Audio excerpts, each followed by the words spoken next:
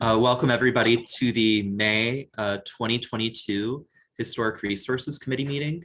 My name is Robert Watkins. I'm city staff and I will be running and hosting today's virtual meeting.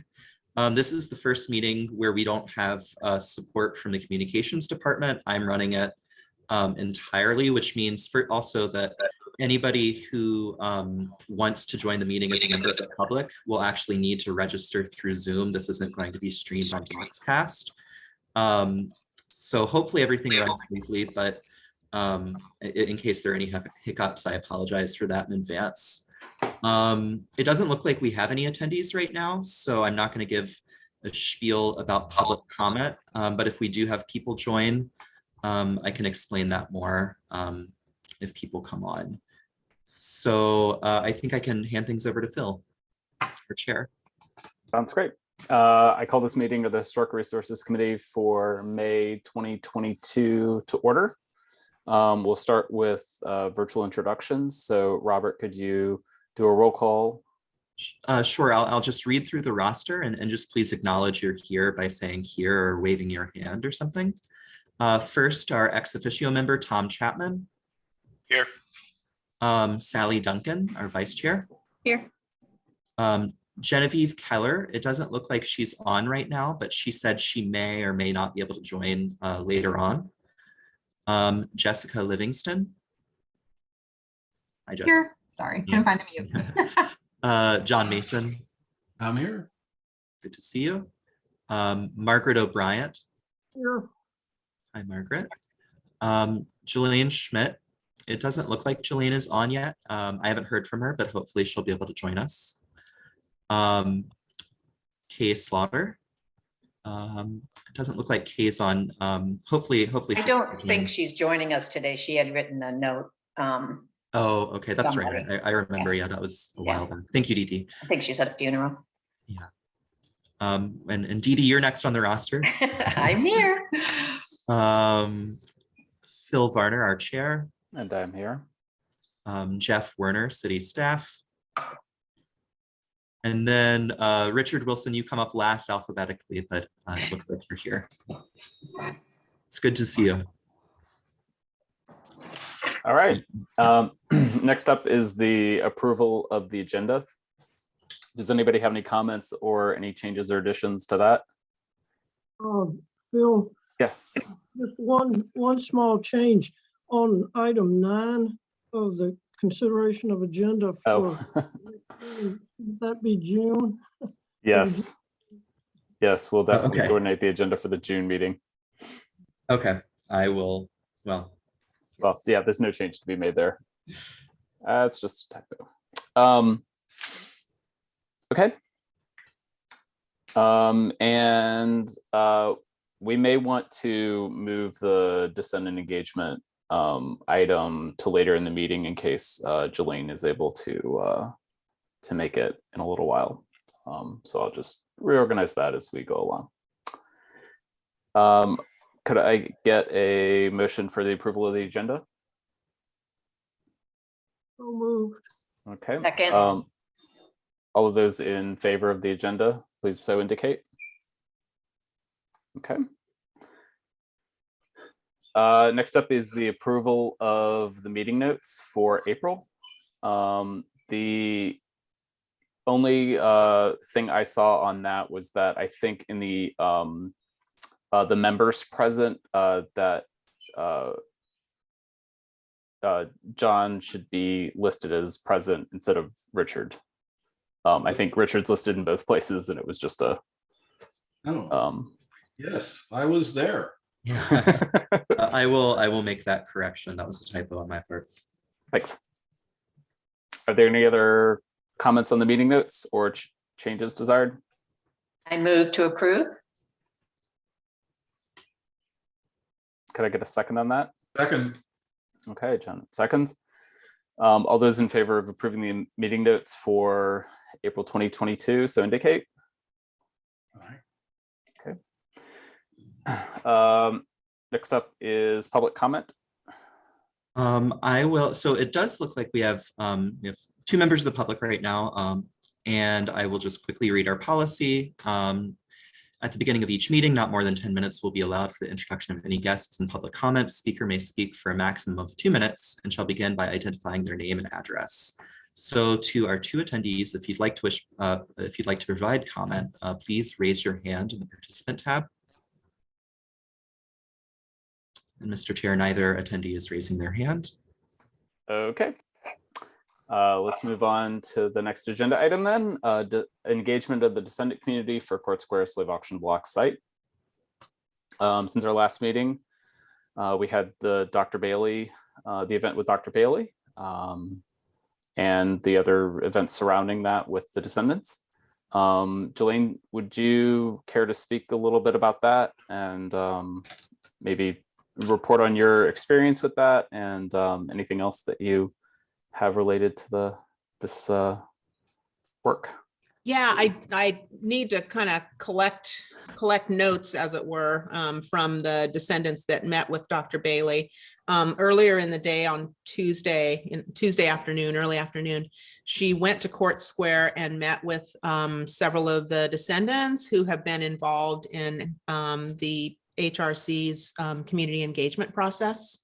And they just kind of, took an hour or so with her, just kind of walking her around Court Square and talking about the various commemorative events that they've been involved with there, and to kind of give her a sense of orientation to what we're doing here in Charlottesville. And of course, she's aware of, what we're trying to do here with the slave auction block. And I'm glad, see John Mason and Margaret O'Brien, who were both served, on the Blue Ribbon Commission in 2016, where, part of the final report there was to do more robust memorialization downtown with this. So anyway, so it's good to kind of have these steps going forward. And for descendants, they really appreciated talking with her because she's done work with the descendants of the Butler sale down in Savannah. This is what her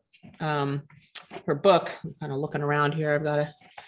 Can't find it now. Anyway, her book that she did on that sale. Now I can't think of the title of it. Can someone think of that really quickly for me? The Weeping Tree? Thank you.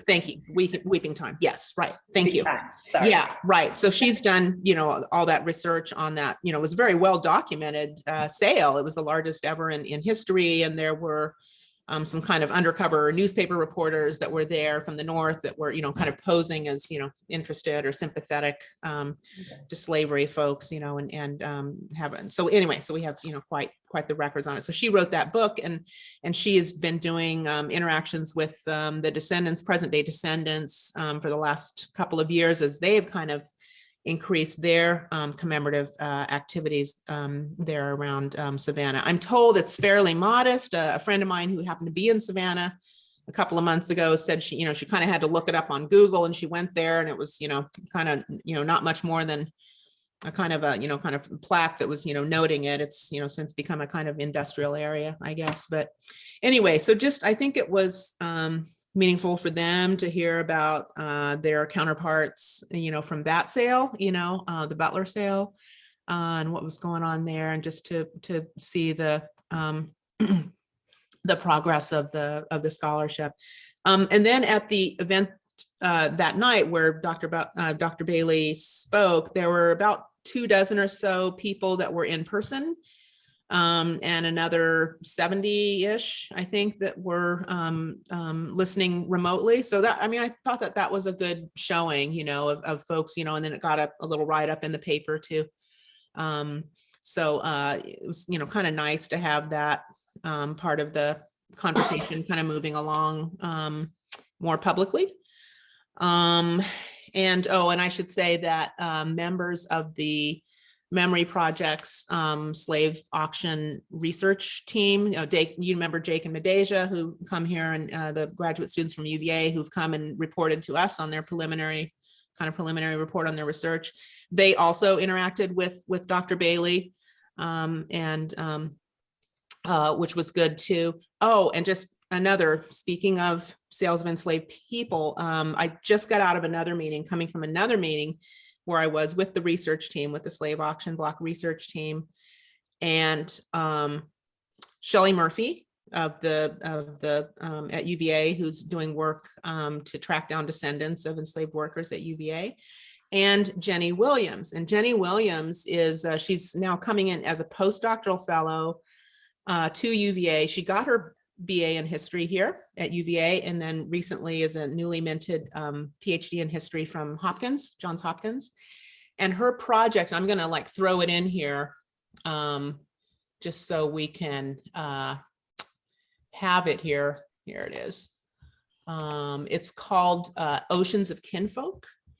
And here I'm going to throw this in. And it is a database of 63,000 individuals who were trafficked from the port of Baltimore to the port of New Orleans. So she looks at the domestic slave trade there. She's run across actually a couple of cases of people known Charlottesville enslaved residents who were sold, to those, kind of middlemen traders in Richmond, Armfield, and then Armfield, the folks in Alexandria and, and all this, and then ended up in New Orleans. Anyway, so she is now here in our midst, and has put together this amazing database of, some 63,000 people. I want to call attention to the way that it's arranged, which is, can I share my screen here real quick? Do you have the? I think I do. Can you see this?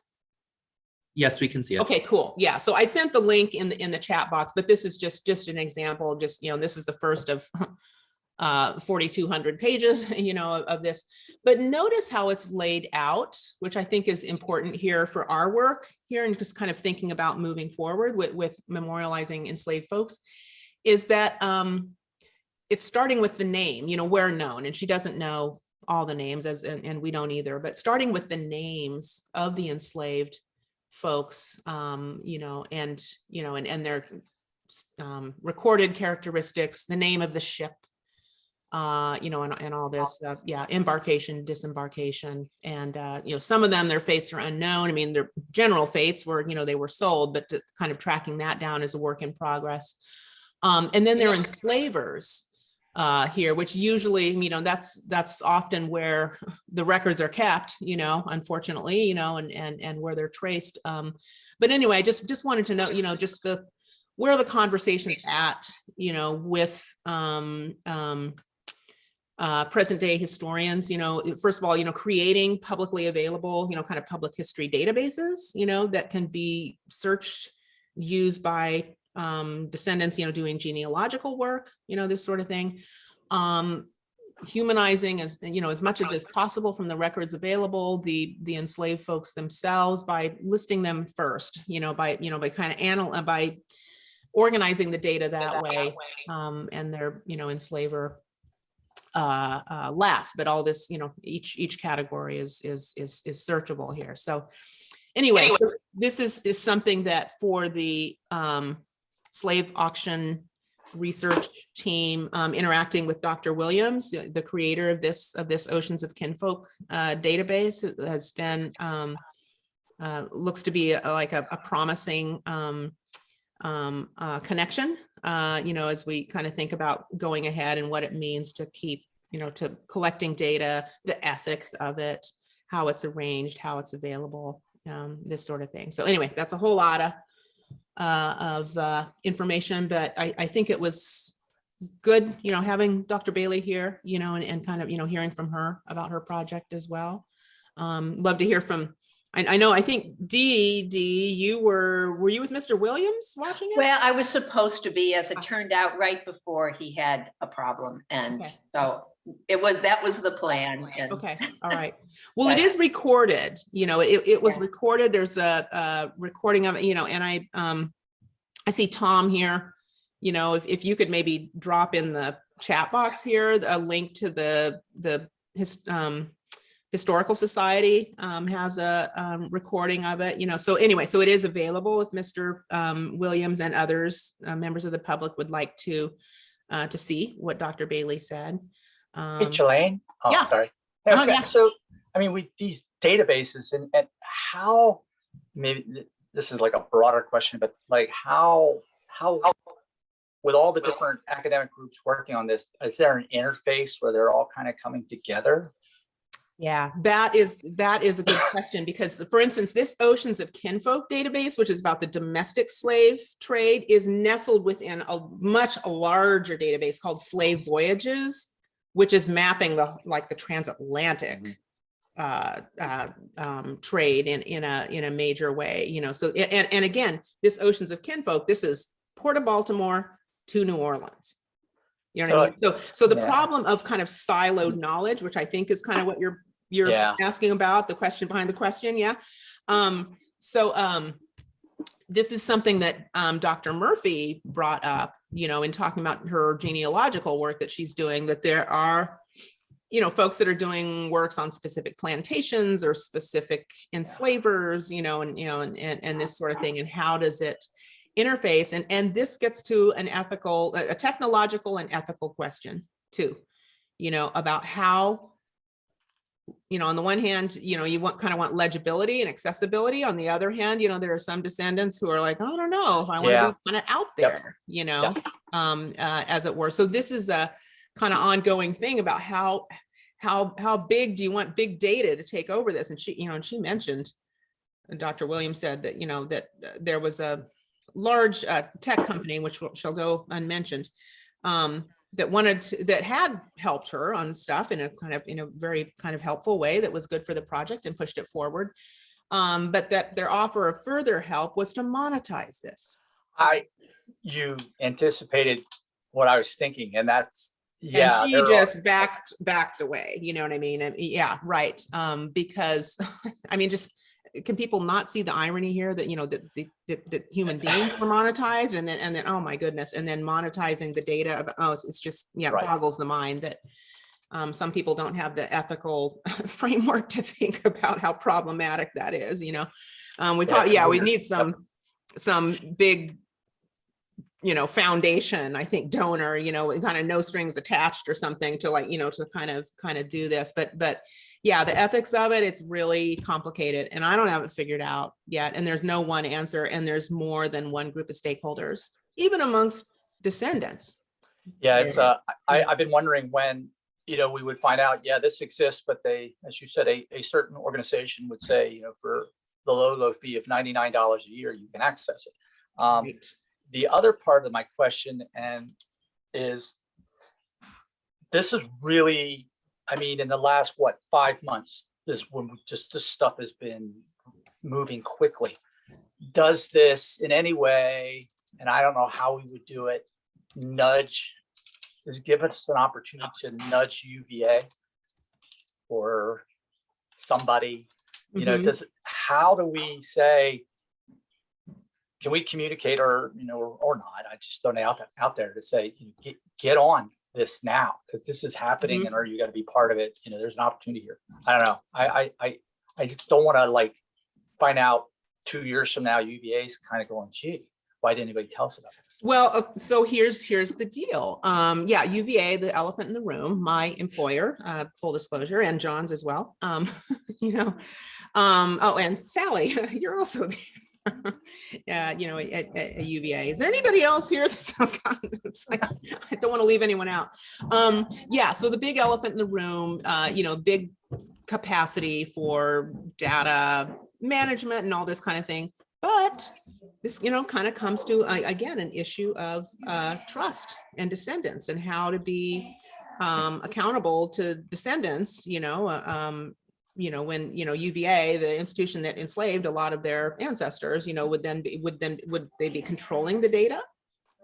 You see what I mean? I mean, so it's, yeah, I mean, it kind of seems to make logical sense that the biggest, you know, entity in town, you know, that has all this capacity for data maintenance and, you know, and this sort of thing could be a home for it, but it brings up a whole host of ethical issues too. So yeah, that's something that is on the horizon, you know, that's coming up, because, you know, the UVA is already, again, you know, Dr. Murphy, like I said, was at the meeting, you know, who's doing the genealogical research for UVA.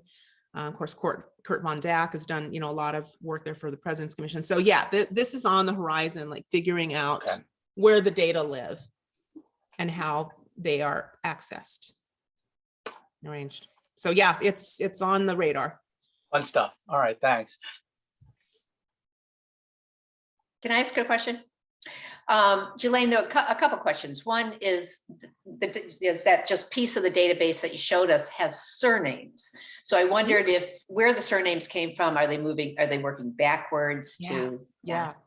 So that was the Oceans of Kinfolk database that Dr. Jenny Williams has done. And in those specific cases for those specific enslaved persons, because there are manifests that you know, for insurance purposes, I mean, this is all, talk about monetization, right?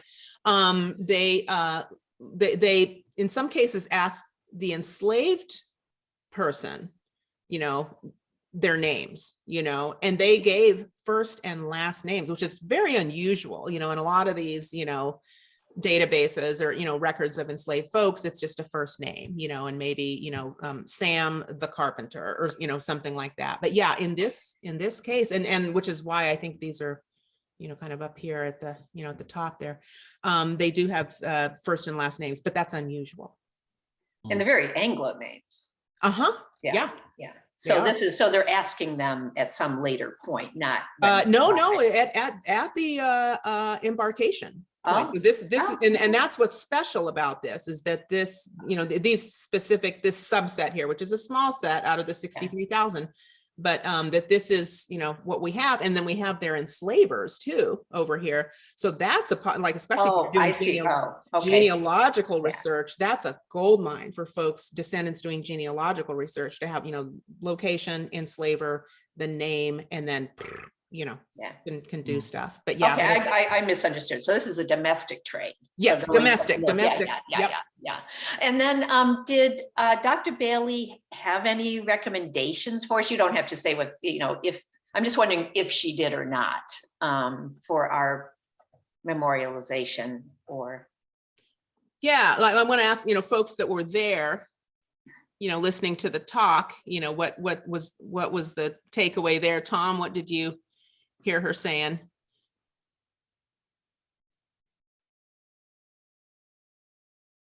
Yeah, I mean, from very much focused on having the descendant community be involved in the conversation. I mean, in that making sure that, you know, when we look at the larger community of where UVA and their memorialization project and how we, I guess, I don't know if she had any specifics in mind, but I think it was more of a general approach that she was trying to kind of convey.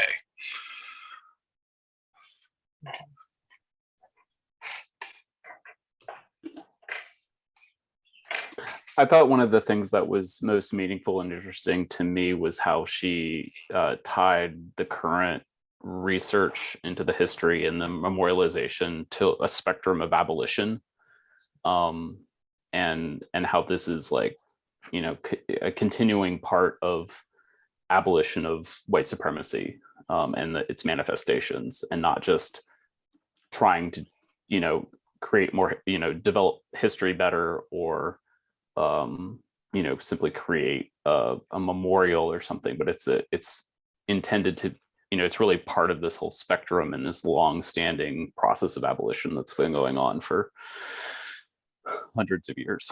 Yeah. And I think that's important because there's, I mean, kind of more old school, not just historians, but scholarship in general, is that there's purporting to be neutral, which it never is and never was, you know, but that actually what's important here is to be kind of front and center with one's, you know, I don't like the word biases, I just say commitments, you know, because again, it was never a neutral enterprise ever, you know. There were just kind of tacit, you know, commitments that were going on that were actually, you know, kind of driving historical research and the historiography, you know, how it was, you know, framing this. So yeah, so I think, yeah, what Dr. Bailey is saying is like, yeah, this is part of a you know, a project of dismantling white supremacy, you know, and to just put that out there, you know, yeah. I dropped a link to a piece by Jamel Bowie that was in the Times at the beginning of the year, where he specifically talks about Oceans of Kinfolk and this sort of data sovereignty. And issues around that that I found pretty interesting. Mhm. Was this the Jamel Bowie? Yeah. Op-ed? Yeah. So Yeah. in January, Jamel Bowie, who is a resident of Charlottesville, in his regular op-ed in the New York Times that he does, I don't know, what is it, twice weekly or something? Yeah, I think this was a special, like longer, more extended one Right. that he did specifically on this issue. Right. On big data. Yeah. And the data on slavery and slave trade and enslavement, which, as Dr. Williams said, is already kind of reared its ugly head, Yeah. Yeah.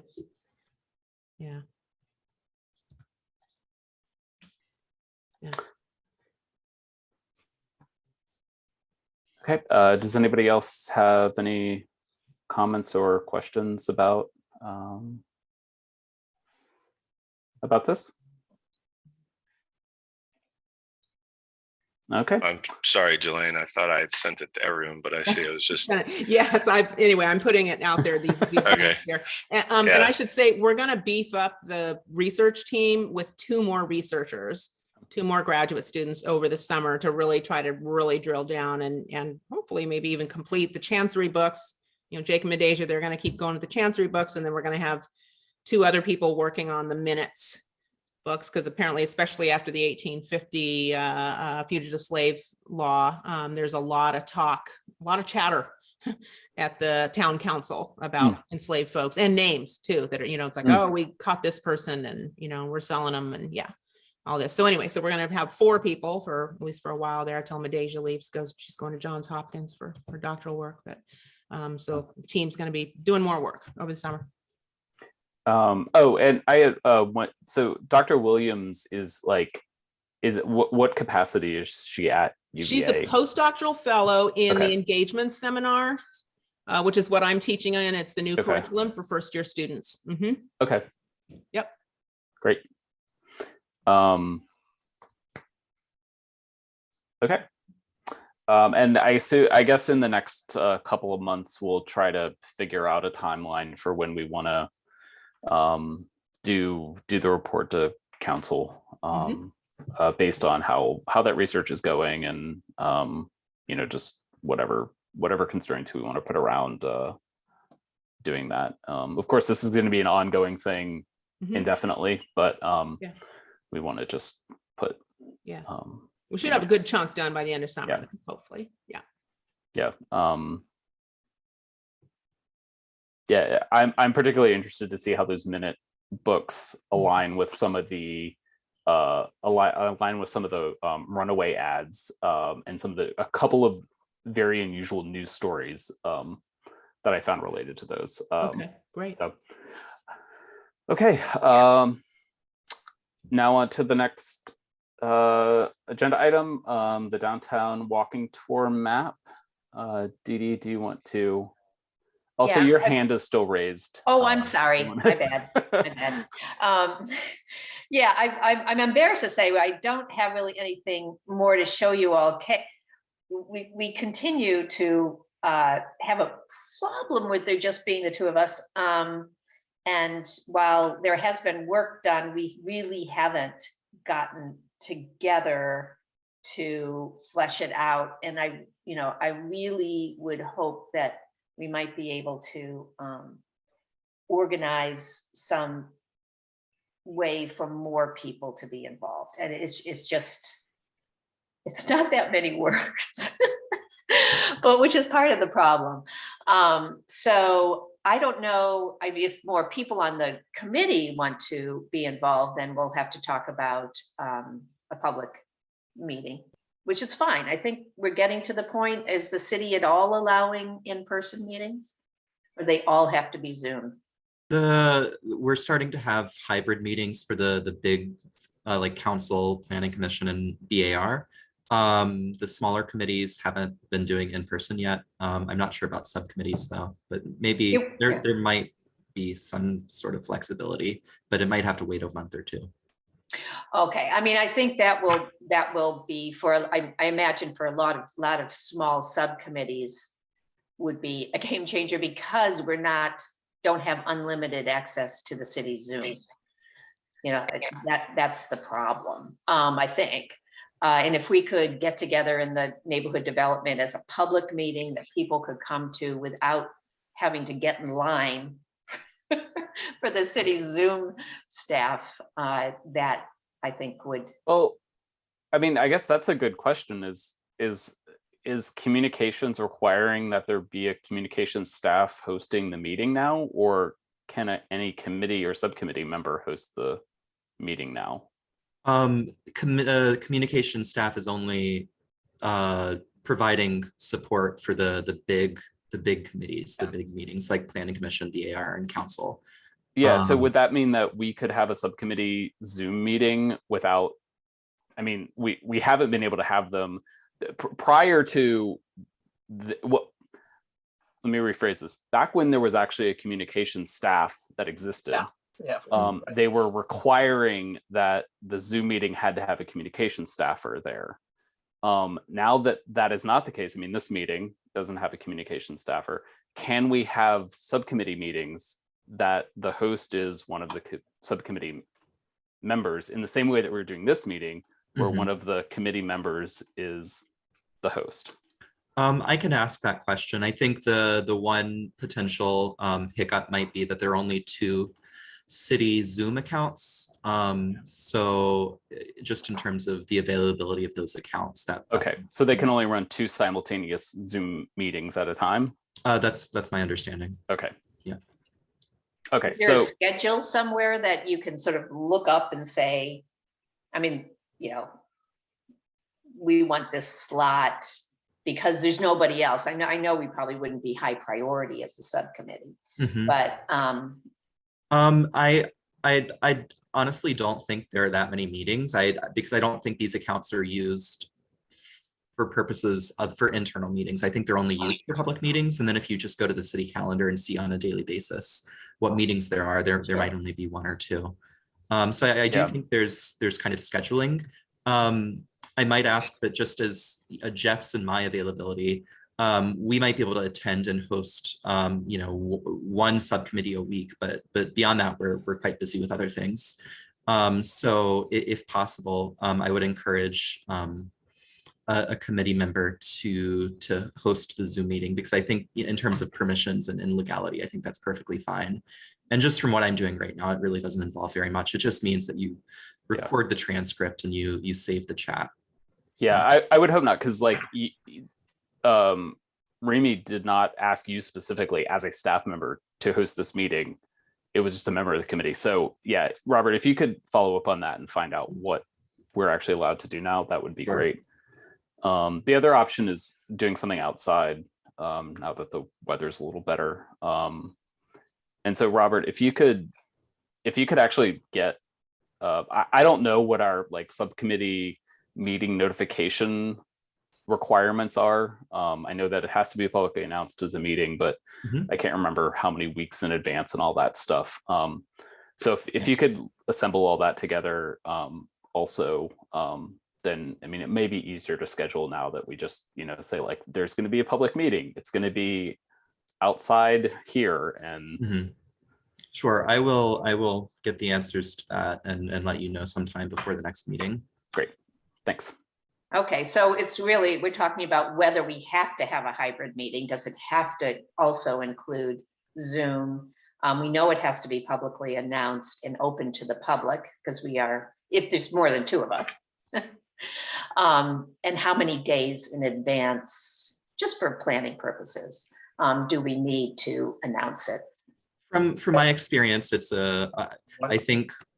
I think it's good practice, and I don't think it's necessarily required, but I try to post everything, you know, 7 days, 7 calendar days before the meeting. So as long as you get it up before then, I think that should be fine. Yeah, I have either 3 or 10 in my head. It's either 10 days or 3 days. It's like a 1 week, because I remember back when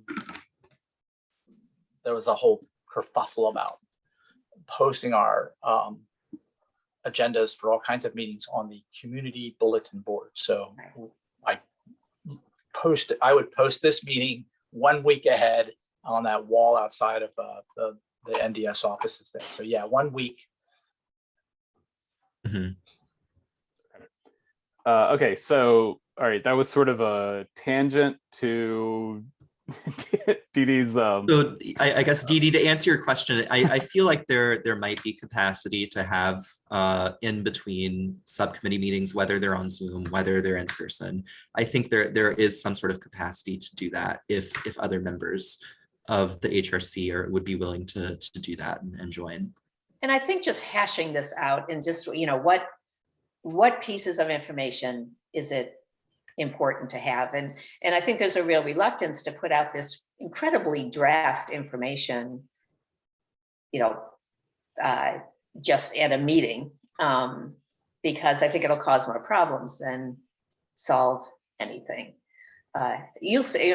So if we could do that in a subcommittee with just people who are interested, not everybody else, I think we could kickstart. We could really make a lot of progress. I think we can get from here to very close to the end in a relatively small amount of time if we have enough voices. Okay.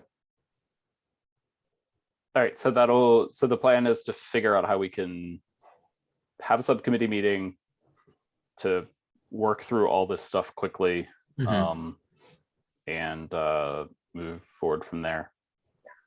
Does that sound good? Okay. That sounds good. So I apologize. I wish I had more for you. Yeah, no. Yeah, and if there's anything else that individual committee members can contribute to, whether that's text editing or deciding on like which of different pieces of information are important to include and not. Yeah. Right. And and that's I'm a big believer in FOIA. So, I try to be very, very careful about doing things that are not transparent. So sending things just to the committee is not necessarily a acceptable thing to do. So I think we're sort of caught. Maybe I'm being overly. Yeah, I think about everything that gets sent to the committee is FOIAble, and I don't really know why. I mean, there's a big difference between the internal discussions that we have and say like monetary expenditures or I'm not worried about widespread public policy, things like that are and so I think that we just need to conform to the letter of the FOIA requirements, because we're not doing anything that would necessarily have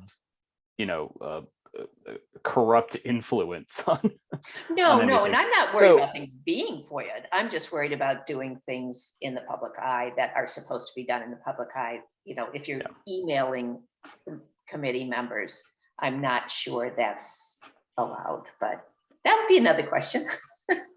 Well, can I offer, because we've got a couple of members, that haven't been sort of part of the whole discussion about the map. And so it just was going to offer that, one of the things that I know everybody has varied interests in some in architecture, some in history, some, and so one of the intents of this map, at least the map design, I don't want to say the map that we're currently working towards printing, but this map design is that it establishes a template that we can use to let's imagine, all the way out in the future where someone, and I get these questions all the time. People say, I'm coming to town. Do you have a map of the city for us to use? It would be where someone say, I'm very interested in 1920s architecture. Here's a list of things that they can map. And, or someone says, I'm very interested in the agricultural history of Charlottesville. So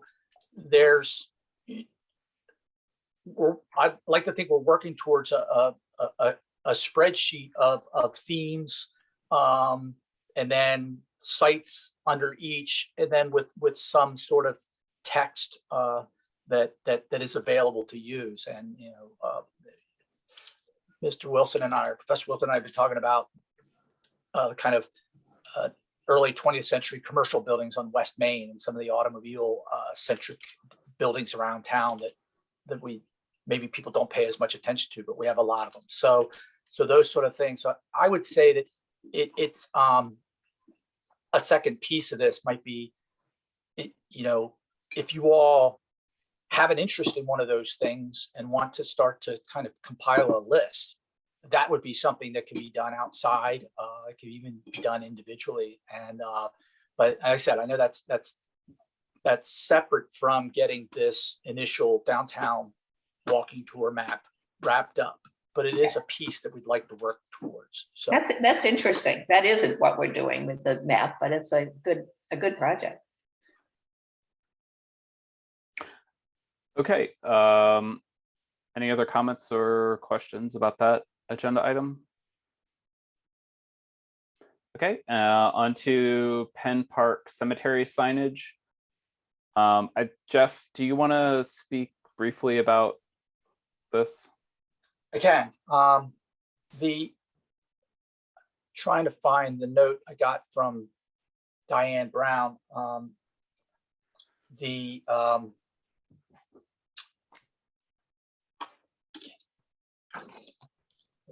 So I think, Robert, you circulated that image, right? Mhm. And I'll share it again right now. So we had, so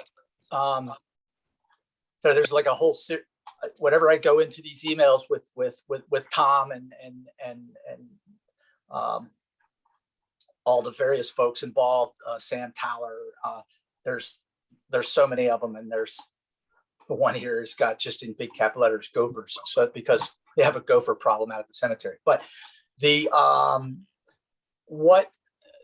what's over here is and this is where Ashley Marshall, in fact, I think she may have asked Robert and I to do this last fall, to simply put something out there that indicates why that area is roped off, and so that anyone who has a question or wondering, people know why we've done it and understand the importance of it, but without crossing that line into saying, here's the history of it. And so this is, I spent a lot of time thinking about, like, all right, what is the just simplest way to say it? And I think it's what I put in the note I sent out to Diane and others, and it just said that we don't know that those all are graves. We don't know that everyone in one of those graves had been enslaved there, but we know absolutely that there are graves there of people who had been enslaved. So that sort of gets it to, sort of just crystallizes it to a factual statement about what is here.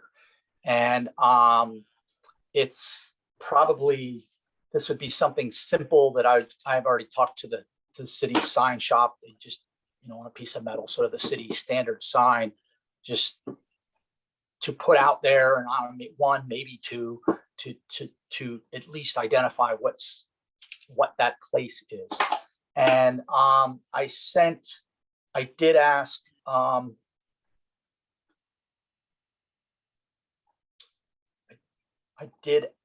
sent it out to Stephen Waller. I didn't hear back from him on that. And some others, and Diane about it. She did respond. And Tom, is Tom on the call? Tom? I suddenly can't find that. Yeah, I suddenly can't find that email. Can you, but there was, I think I got a response from you. And you're looking for Diane's response? Was it Diane? Yeah, I don't know why I'm. Yeah, I guess just to, if you don't mind me, Jeff, to reiterate, No, jump in. There's been some, some desire expressed from Ashley Marshall and from some folks up in city management, asking that there be something, just some sort of acknowledgement, written acknowledgement of what the site is in the near future, because right now the things that are marking it, there's just no identification. It's kind of roped off in a not very sophisticated fashion. And this isn't to kind of interpret the site necessarily, and this isn't something hopefully that will stay forever, because we're hoping that through engagement and as we learn more about the site and as the burials there, that we might be able to engage more and have some sort of meaningful interpretation. But right now there's nothing written about it. So folks on the golf course could, you know, just walk right over it, or at least walk right up to it and not know what it is. Yeah, So we're responding to a request placed by some upper management in the city asking that we identify the site, and we just wanted to see what the committee thought about that. Yeah, and Robert, I just sent it to you. This is what, and Diane's the only descendant that offered a comment. It's a little, it expands on it, and well, whatever, if you want to put that up there, Sure. but I can read it. She said, this area, Penn Park, has been designated the City of Charlottesville Historic Preservation Site. It hasn't been, but then says, please be respectful of spaces that have been marked off between the cemetery and the boundaries indicated. So we haven't, men, women, and children of African descent were enslaved along these landscapes from 1786 to 1865. And I do like that last piece is you know, a story that people don't realize about Penn Park. But it leaves off the why is the area roped off. So I don't know. But again, it's that do we descend down that slippery slope of just trying to explain, or do we keep it simple and you know, simple and informative and there. John, did you have a comment? Yeah, I was going to endorse the sign because I like its simplicity. I like its directness. I like the fact that it has very few words, so the words can actually be printed large. And so you don't have to go right up to it and lean over it and read it. The only thing that I would suggest is that the please be respectful be in a larger font. And but I like the sign, and I don't think that since the sign is not a permanent sign, and since this is too early to do interpretive work on the site, to keep it short and simple and see this as a temporary solution.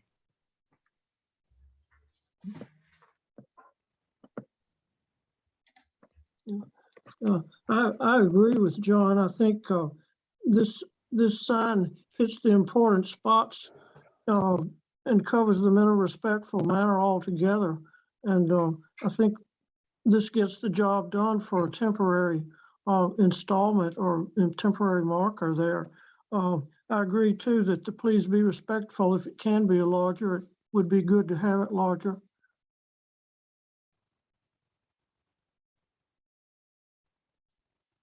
Yeah, I agree. I immediately liked its simplicity, and John makes a good point that you can make the letters really long. If I was going to have any kind of cringe, it's I'm not sure they were enslaved at Penn Park. They were enslaved on the land or by these, you know, in a plantation. But I'm not going to fuss about that. That's the only thing that gave me pause. Yeah, well, it was actually Penn Park. That was Gilmer's name for the property. So it was. Oh, my bad. Okay. So it should be, as I've been telling people, we should be calling it Penn Park Park. But I didn't know that. Thank you. I've gotten in arguments with people. They say, "Oh no, it was named after William Penn." No, named after Penn Park. There was someplace. Not enough ends. The Gilmer ancestral place. So there's a reality to that. So yes. Okay. And Rio Road was never Route 10. Somebody brought that up to me for the first time ever the other day.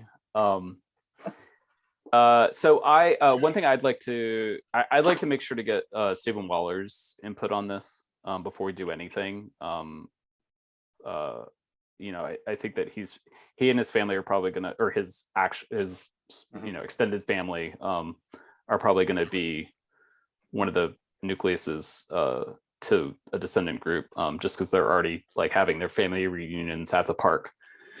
So I'd really want to get his perspective on that. You know, I think everybody could probably read that with like a hypercritical eye and see like, you know, nuanced problems with the exact wording of it. But, you know, it sort of gets the point across that like, here's why this is roped off. I'm not sure how to incorporate Diane Brown Town's suggestions on that because they're entirely different. Just in like length, focus, other aspects, as to what that original, what your suggestion was, Jeff. Yeah, I'm not sure how to resolve those differences there.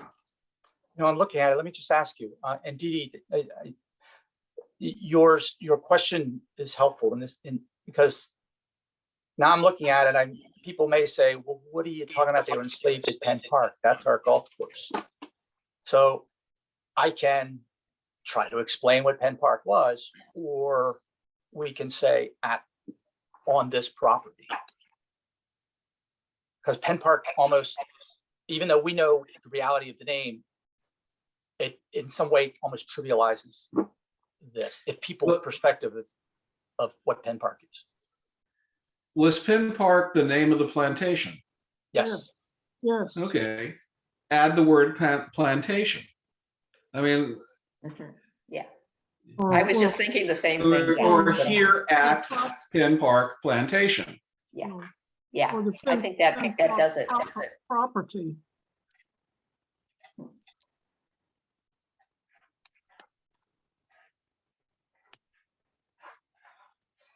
And I don't think we need tons and tons of more words. I've always liked saying, I always found it powerful when we say men, women, and children, or women, men, and children, whatever, that it personalizes it so much more, but that's weighing against simplicity, so.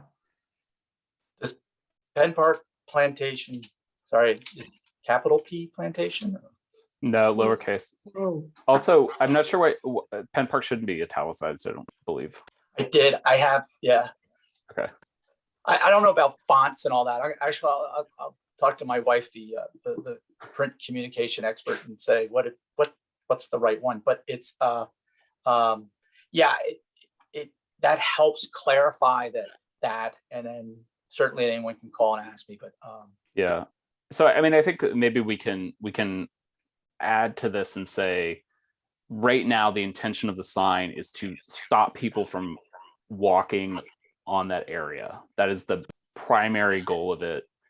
It is not intended to be interpretation. We will be working towards interpretation with the engagement of the descendant community, but that's going to be a long process. Putting the word plantation is powerful. I mean, that's one word all of a sudden tells people a lot more. This used to be a plantation. I mean, they should get that by the sign, but just including that word, I think. Yeah, and I think that's particularly relevant for people who aren't as historically interested. That I've referred to Monticello as a plantation before to people and gotten like questions about that. So I call it a slave labor camp. Yeah. It's tough. I think I said in a meeting last year, I read a book about Plymouth plantation, and the word plantation back then was intended to mean we're planting the English culture, we're bringing, so there was just how the meaning has changed. But I've struggled with it because in my mind, I think of plantation as, something from Gone with the Wind. And it doesn't, and not that these places were different, but it just has a different sound to it. And but I think it's like we were saying with some of the other words we're trying to introduce and saying, no, this is what it was. This is what this, we're calling this what it is. And certainly if anybody has a question about it, that's why my email's on there. They can ask me. I'll say, well, that's what it was, and this is why it is. So, so I guess maybe we could go back to Diane Brown Towns and ask her again about the revised language and the intent of this specific phase of this. I did like her suggestion that there be something other than just a rope there. I don't know what options we have that we could do easily. with the expectation that it may be replaced, and we wouldn't want to spend too much money on it right now if it was going to be replaced in the near future by something else. I can tell you the rope in there because I said to the golf course folks, you got to keep golf carts off there. I do get people ask me, can we walk there? And I always tell people that it is like any other cemetery. There are graves there, and understand that there are graves there. And I said that it's more in how you approach it, and it's more what you understand when you are there, and you're not just walking across it to walk across it. And I said that I've had, when we've met with groups out there, and Tom and I met, I said we kind of know where the rows are, but it is. But I really go back to the first question was, I just said to the golf course folks, what can you do to keep golf carts off that? That's what we've got to do. What have you got? They said, well, we got these things. I said, do it. It could be, I mean, there's any number of things, and that's where we say we start going down that slippery slope of designing something that's permanent, or designing something that's, and I also get people ask me, well, can we put headstones? And it's like, I don't know where the graves are. And so I try to stay at less is more, but if I can ask the golf course folks, is there something different? I mean, is there a taller post that we can use? Right now, I think all they are is like a 2x2 with a piece of rebar in it. And they stick it in the ground. When they cut the grass, they pull it up and they put it back down again. But what's your pleasure? What do you think? I can pursue this. Yeah. Yes, you're right. Sorry, you were referring to Diane's comments and how to incorporate that.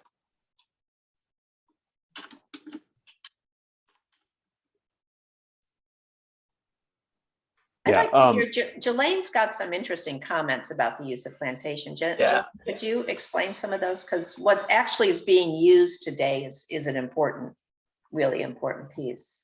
Yeah, I mean, the historiography, it's always evolving, of course, as are the terms that are used. And there are some people like, kind of what John Mason here said earlier, about, an enforced labor camp. I mean, they're kind of Ed Baptiste and others are kind of leaning more toward using that term. If you're prioritizing, the lives and labor of enslaved folks, that kind of pinpoints what's going on here,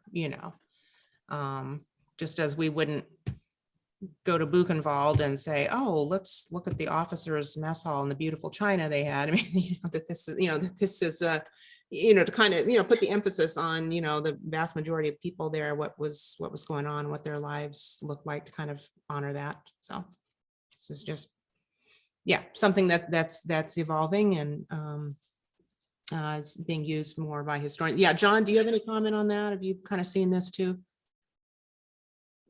Well, yeah, I mean, the phrase that I used, slave labor camp or forced labor camp, I mean, that's coming into pretty common use in scholarship. And, plantation has the problem of calling up images of Gone with the Wind for so many people. And they think of a plantation as a benign place and a great place to have a wedding, for instance, right? And so there is that problem with the word plantation. I'm less troubled by using it on this sign for two reasons. One is I think that for a temporary sign, it's really easy to overthink. And I think that there is an urgency to getting a sign up there. And the other thing is that the way that the pro sign is phrased, it does highlight the graves of individuals enslaved here at Penn Park Plantation. I mean, so they, it's the focus is on the unmarked graves of the enslaved, and that's good. Yeah, and I would just say that, like, for instance, I'm just throwing this in the chat box here too. Like, the framing is what matters here too. I mean, like, for instance, the Whitney Plantation, which is that plantation, the preserved forced labor camp, outside of New Orleans. I mean, yeah, it has plantation in the title of their organization's name, but of course the entire framing of the space and visitors' entry to it is from that, so it's already making an intervention. So there's a case that can be made, yeah, as John has said, that for kind of economy of words or something that, this can be a way of doing it. It's about, framing. Yeah, I think especially since the two words enslaved and plantation are so close to each other that it could have a sort of a more salient sort of interpretation, people just reading it quickly. That And I'm not making a hard argument here. I'm just to make us aware, of the fact that's fascinating. of how things are evolving in the discussion. Thank you. Yeah, I think, the most important thing maybe is that it's, yes, in the economy of words, being the goal, does that create backlash? And we've got some time right here, right now to kind of go, all right, what's going to set off we don't want to create a controversy that we're trying to express something very simply, but if there's something in here that's like, just, oh my gosh, Jeff, did you realize the way you phrase this? Let's now's the time to get that right. I mean, yeah, some people might say, why haven't you? And I get that a lot. And I'm able to explain that. But if there's anything in these words that's just something, I don't know, if all I know 1786 is some, something important to people in Idaho, so I don't want to put that in there inadvertently. So that would help as well. So yeah, look at it with a critical eye. Let's get that taken care of, or as much of it as we can. And I will also, given what some of you have said, and also I'll reach out to Steve, I'll circulate that as well. So so everybody has an understanding of where we kind of end up here. Yeah, I think that's the important thing too, is making sure that this language is acceptable to Stephen and Diane and anybody else who is a member, is a descendant, and has ties to Penn Park. So from a historian perspective, I use the word interpret a lot. And for example, just a sentence here: working with descendants to permanently memorialize and interpret this site. And to me, I think of interpreting as is how we present the history, sort of, where we're making that history available, accessible.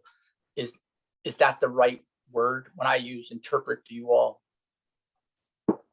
hear it the same way, or use it the same way?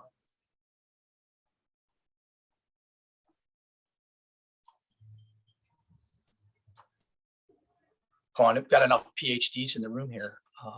No, I mean, I will caution you once again not to overthink this. Right? No, I'm just saying. So interpretation is a perfectly fine word, right? Yeah, I use it a lot when I'm talking. Folks, even in city council, will ask, and I say, working towards memorializing and interpreting this site, and it's I don't know, I get free access to some knowledge here. I thought I'd pick your brains a little. Did you have something to say?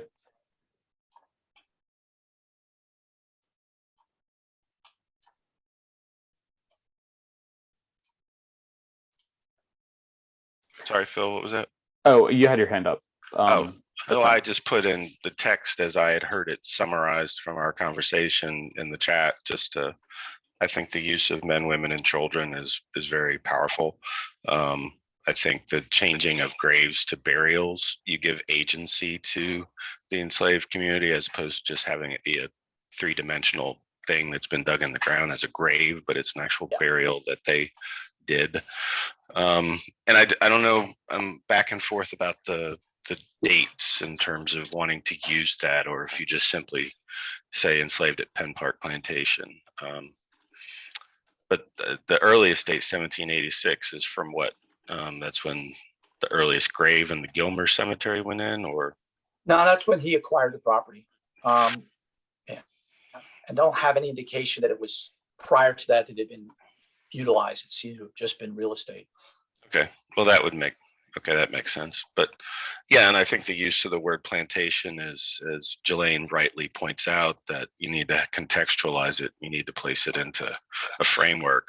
But I think within the framework of a simple city sign, that's, instead of calling it Penn Park Park, we're calling it Penn Park Plantation.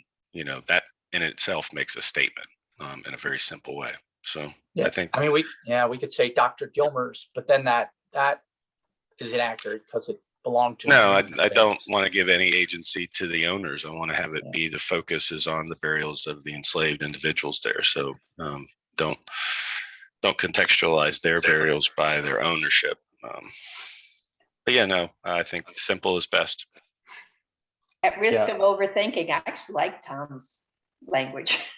Yeah, I also like Tom's language. I actually mistakenly thought that Jeff had edited the text and put it in there. Yeah,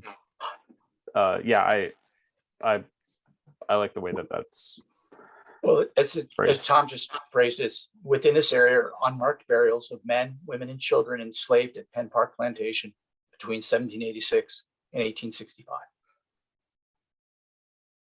Please be respectful. Yeah.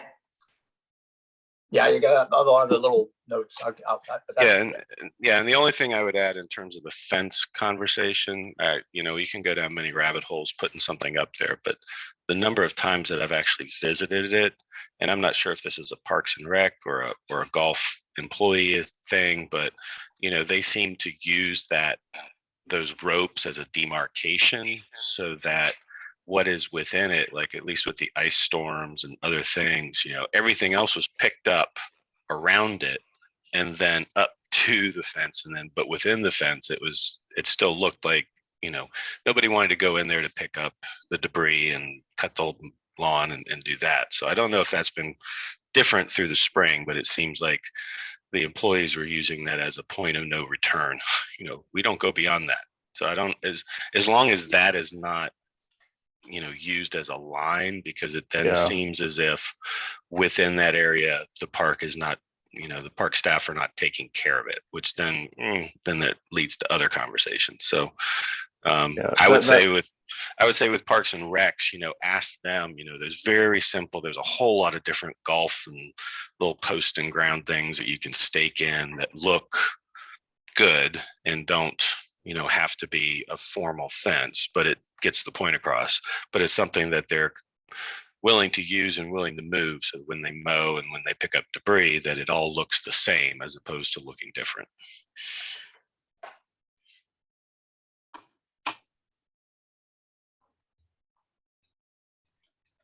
All right, this is helpful. Thank you. And I'll check with Steve and circulate this. Great. Thanks, Jeff. Any final questions or comments? Okay, on to the next agenda item, staff updates. Robert or Jeff, did you have? Jeff, do you have anything to share? I can't think of any updates to provide right now.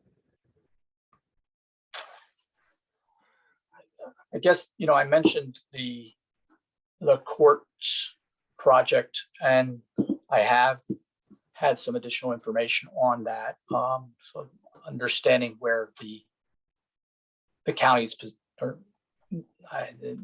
county staff, since they're managing, understanding their position. I had a long chat with Ben Ford about what is involved and why there's some, it definitely is a pricing issue. And to clarify, this is doing archaeology at the site of the new district courthouse, and whether there's going to be any funding available for some sort of archaeology survey done before they construct the new courthouse.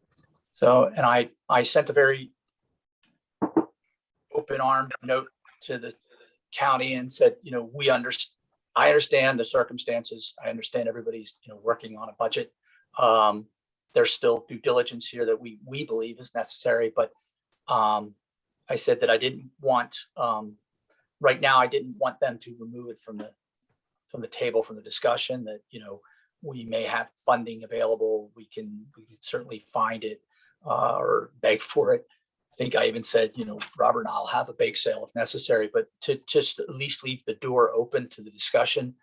I have not heard back from them. And so I can't really give you an up or down update on that.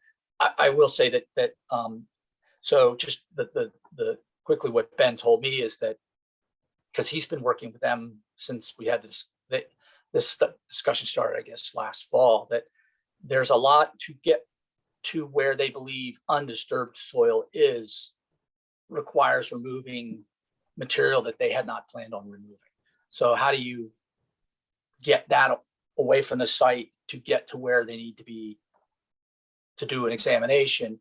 And so there's getting into the cost of taking stuff, bringing it back does drive things up to in that, sound like a $35,000 project. And that's, Ben said, his very conservative estimate. It probably wouldn't be that, but that was his, if this is what it takes. Now that's from the archaeological side of things. So I don't know whether there's more costs involved from the county side. But the other piece Ben said is and he very much wants to do this. He thinks it's the right thing to do it, et cetera, et cetera. He said, but at that price, if it does cost that, we may simply be able to identify that there are, he said, if there's a well there, for example, we may only be able to say, yes, there's a well there, and then we cover it up, or there was a privy here and we cover it up. We may not be able to do any examination. And I've tried to, in conversations, separate this out from the possible grave of Mr. Jewett. That is a piece of this, but that is not what has driven this. But that's where we are. I have no update on it. I was hoping we would, and hoping we could at least have an opportunity to nudge the city and the county towards something, but I can't give you any suggestions. So if you don't have any questions on that, other than that, Robert, anything on the downtown mall update? No. So this past year, there's been just a phase 1 architectural survey of the downtown mall that we've been working with the Department of Historic Resources through a cost share grant with. Sometime this summer, there will be a findings meeting where they just identify the elements that they surveyed. So I will update you when that meeting is scheduled. It'll hopefully be sometime in late June, early July, but there's not a date for that yet. And that would be historic designation for the mall itself as a constructed landscape. The consultants did recommend eligibility. We're currently working with DHR to sort of anticipate a National Register nomination. And possibly we can loop that into the next grant cycle with them. And then I think I've said before, something to think about. We've got the 50th anniversary of the mall coming up in 2 years, or I think a year and a half, and there'll be an opportunity for discussions and presentation, and we could take the lead on that if you all would like. Yeah. Okay, thank you, too. Next on to coordinate the agenda for the next HRC meeting. I'm not going to be able to chair that meeting. I'm going to be, if I'm able to be here, I'll be driving at the time. So somebody else will need to take that over. Sally, I don't know if you're here. I think that's okay. So we can talk about that more later. Mm-hmm. Are there any specific items that anybody wants to see on that agenda? Okay. Dee Dee, I'm going to talk to communications again about the subcommittee meetings. Is that something that you think you'd like to do before the June meeting, or would it be after the June meeting? The next meeting is June the 10th. If we could figure something out before then, I think that would be okay. helpful. So ideally, the subcommittee with additional members might meet before then, and then you can report back at the next then meeting. maybe we could do something more productive. Yeah. Yeah. Okay. Well, I will try and see. We'll try. Let's give it a try. Okay. And then on to announcements. One that I have that I don't know if how many people have seen it so far. Jordy Yeager and Lorenzo Dickerson's documentary Raised was publicly debuted a couple of weeks ago, and then was on VPM last night for the first time. And there are 2 more upcoming times for that. Let's see, have this. Monday, June 6th at 10 p.m. and Saturday, June 11th at 10 p.m. I think it's also on YouTube. They said. Oh, did they? I hadn't seen a link to that. It's where, I'm sorry, where else is it? Who said that? It's They had- streaming now. They had said it's posted on YouTube. Oh, I hadn't seen that. That's great. Okay, great. Does Would anybody any- have a link to, can you say the dates and times again? I'm gonna tweet this out later. Yeah, I'll just actually post it right in here. Okay, great. Yeah, and if there's a link to the YouTube too, that's, yeah, it was great. And look at me watching it on an actual television at a specific time. Okay. Any other upcoming events, lectures, research, or anything else that may be of interest? It's a month out yet, but my new documentary film was just finished. Oh. And hoping to premiere it in early July, like perhaps on the anniversary of the removal of the statues. The film itself is called Unveiled, the history, or how was it? Can't even remember the name of my own film. The origin of Charlottesville's monuments.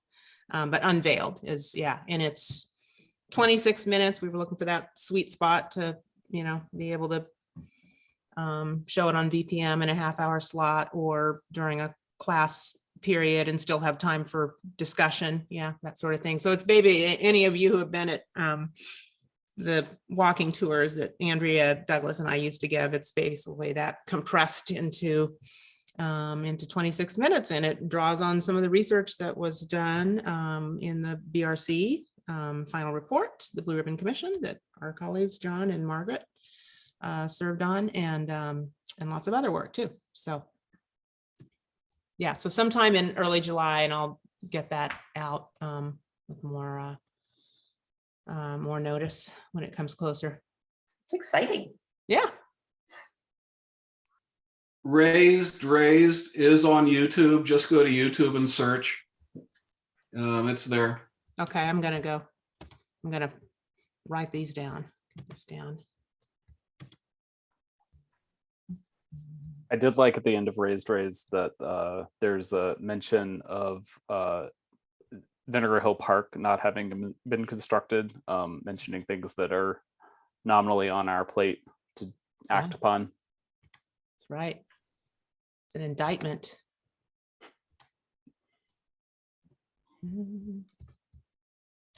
There were plans. The Blue Ribbon Commission saw these nice plans for a Vinegar Hill Park, and that was years ago now. Yeah. Okay. And does anybody else have any